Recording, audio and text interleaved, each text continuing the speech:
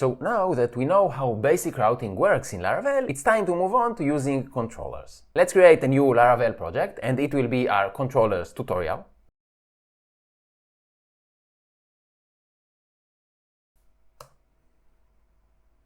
And let's open the folder containing the new project.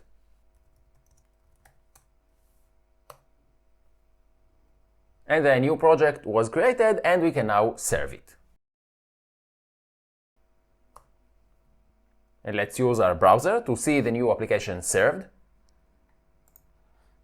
And here it is.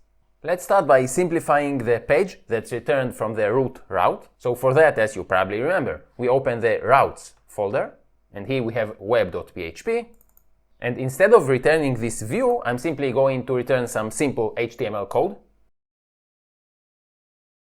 And if we refresh our page, we can see the HTML we return from here. The thing is that returning the code right within the place where we define the routes is a bit cumbersome. When we work this way, we don't have a good separation of concerns. So I want to have one place where I define my routes and another place where I take care of them. So this file, the one we already have, web.php, is going to retain its task of serving different routes. Whenever we want to define a new route, we're going to add it to this file. But we're going to take away from this file the task of handling the routes. So instead of specifying the HTML code right here in this file, I'm going to use a controller. And that's where I'll define the HTML code that will be returned. So let's create a new controller. I'm going to stop my server by pressing on Ctrl+C.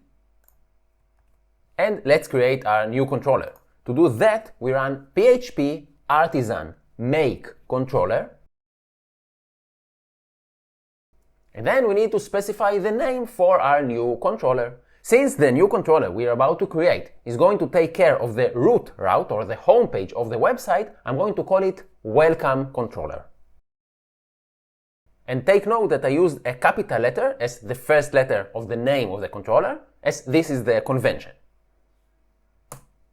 And we get a message that a new file was created, and if we press on Ctrl and then click on the name of the file, we can see the content of the new file.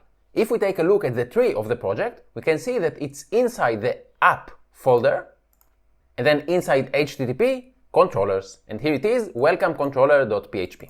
So you can see that every controller is going to extend the controller class, which is defined here and doesn't really do anything. But we could add common functionality here if we wanted to. At the moment, I'm not going to have any of that.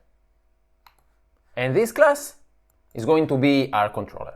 Different routes are going to use different functions in this controller. So let's define a new function in this class, and I'll just call it welcome. And now, instead of returning the HTML code right inside web.php, we can do it in the controller. So I'm going to remove the return code from here and place it inside the function in our controller. We now need to tell our route to use this function in the controller. So we need to change the code here to somehow link this route to the function in the controller. This is how we do that. First, we remove the function that we currently have here. And then inside square brackets, we need to write the name of the controller's class, in our case, welcome controller. And then we need double colon, so colon, colon. Then we need the word class. And the second thing we need to have inside our square brackets is the name of the function that we're going to use in the controller as a string. So let's copy the name of the function from the controller, welcome in our case. And I'm going to paste it here inside quotes. And since we want to use this class in our code, we need to add a use for it. So use, and then the name of the class. But of course, we can't specify the name of the class without its namespace. So we can find the namespace here. Here it is. And I'm going to copy this namespace and add it just before the name of the class itself. And let's serve our application again. And if we refresh our page, we can see that we keep getting what we got before. But this time, when we access the route, we have it defined here. In web.php, we can see that we take care of this route, the root route, or /, but the code that actually does something with it is inside this controller, inside the welcome controller, specifically in the welcome function. So inside our controller, we have our welcome function, and that's where we return our HTML code that we can see here. Let's add another controller, say student controller. So once again, I'm going to press Ctrl+C to stop my server. And let's create our student controller using make controller.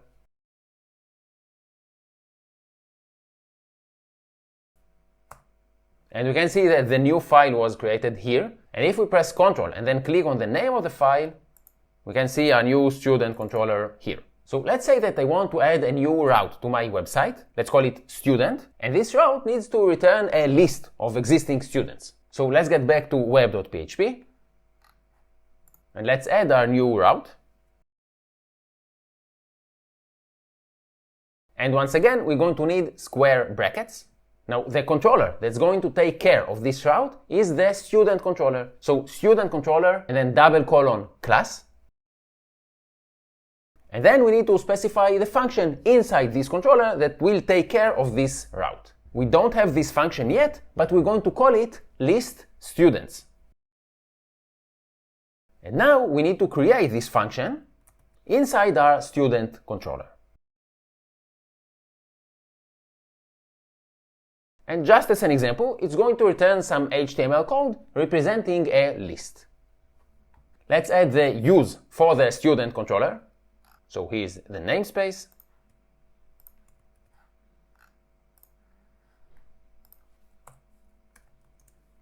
And then we need the name of the class itself. And let's serve our application. And now I'm going to try to access the student route.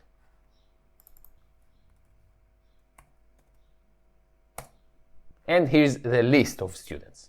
I want to change my welcome page to contain a link to this page. So let's get back to the welcome controller. And let's add the link to the HTML code returned from this function. And we can now get back to our home page. And if we refresh it, we have a link. And if we click on the link, we get back to the list of students. Next, I want to talk about path parameters. So what are path parameters? Path parameters are parameters that are passed within the URL by using a /. So we have the base URL, the name of the page, and then we have a /, and then some value of a parameter. This is called a path parameter, and such parameters are usually used to identify some specific resource inside the server. There are two places in our code that need to be adjusted to take care of a path parameter. The first one is web.php. And let's say that the base URL is still going to be student. So I'm going to duplicate this line. But now that I want to take care of the path parameter, I'm going to add here another /. And then inside curly braces, we need to give a name to the path parameter that we are expecting. So let's say that this is going to be the name of the student. So the idea here is that this URL is going to give us back the list of all of the students, whereas this one is going to provide the details of some specific student identified by their name. I want a different function in my controller to take care of this URL. So let's replace list student with another function, say student details. And now we need to implement this function in our controller.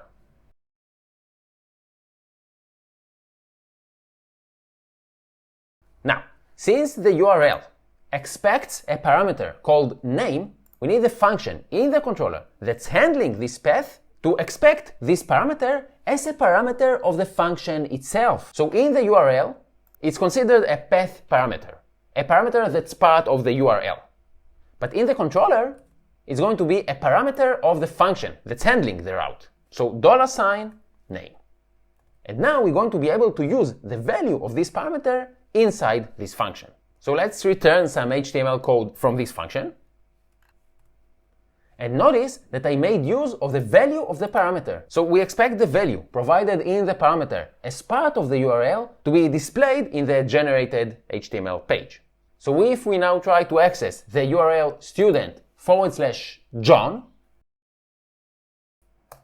we're going to see John in the generated HTML.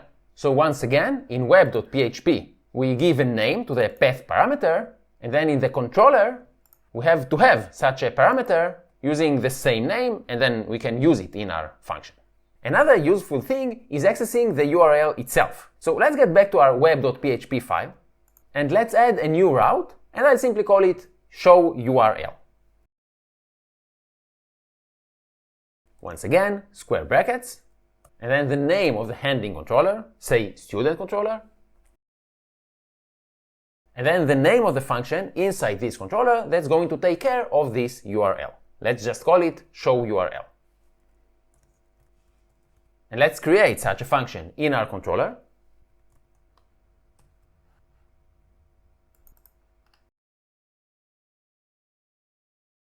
And to be able to access the URL of the request in this function, we need to add a parameter to the function, and the parameter has to be of the request type. So request, and let's call the parameter itself request. And this request parameter contains a lot of information about the request itself, including the URL of the request. To access the URL of the request, we can use request arrow URL or request arrow path. So we can use either of these, and let's return some HTML code from this function and make use of both of these. And let's go to the show URL page.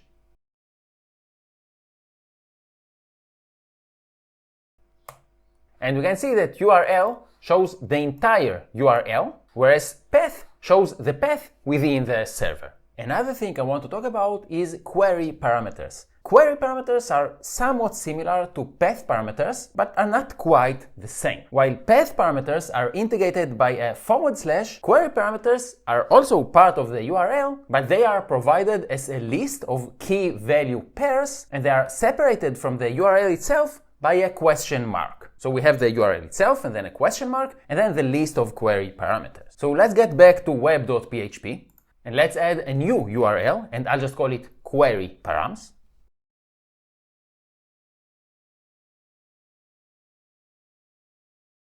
And once again, we're going to use the students controller.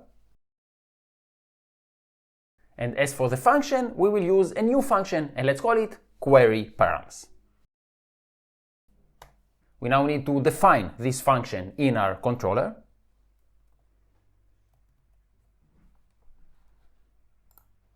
And I remind you that when we had a function that took care of a URL with path parameters, it was this function. We had to have a parameter with the name of the URL parameter. When we work with query parameters, we don't have to do it. We are going to need, though, the request as a parameter, just as we needed it when we wanted to show the URL.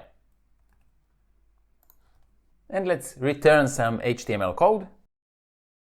Now, to access a query parameter, we use the request, and then we need the arrow and query.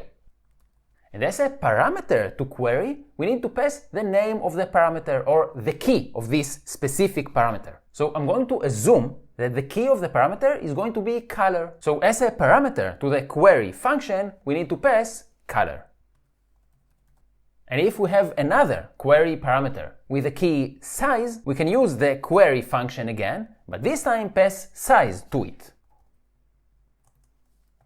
Notice that it will be able to find these parameters only if the URL actually has query parameters with a key color and another one with a key size. Otherwise, it won't be able to find anything. Let's wrap these two parameters with h3 tags, and let's try to access this URL. So query params, this is the name of the URL. And then we need a question mark. And now we can specify our query parameters. So the key of the first query parameter is color. And let's say that its value is blue. And if we want another query parameter, we need an ampersand. And the key of the second query parameter was size. And let's say that its value is medium. And if we try to access this page,